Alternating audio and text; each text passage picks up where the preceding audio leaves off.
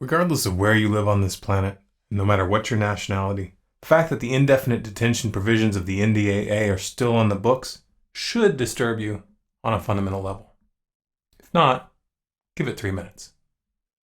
The National Defense Authorization Act, which was passed in 2012 and extended in 2013 and 2014, authorizes the U.S. military to arrest anyone, anywhere on the planet, to deny them access to a lawyer, and to detain them indefinitely without a trial. Furthermore, the U.S. government claims the right to do all of this in secret. No one would know where you went.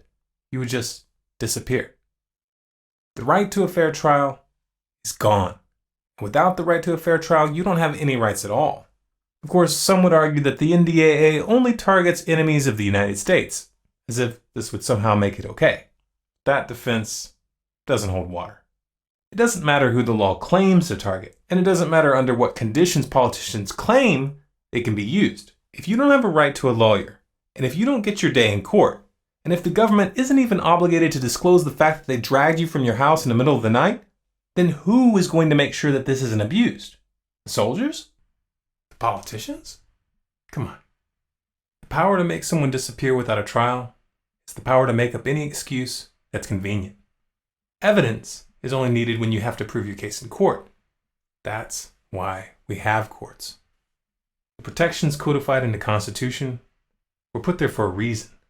But at this point, it looks very much like America is going to learn that lesson the hard way. Land of the free, right? You can put your hand over your heart and celebrate something that no longer exists. Or you can be honest with yourself. That might be a bit painful. No one wants to believe that their kids are going to live under a military dictatorship. No one wants to see this coming.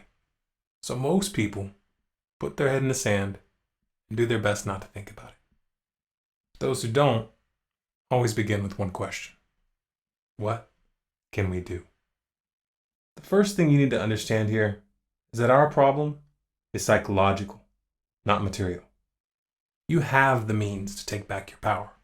And you don't need a set of specific instructions. You don't need someone to hold your hand and explain your role. You don't need someone to give you permission.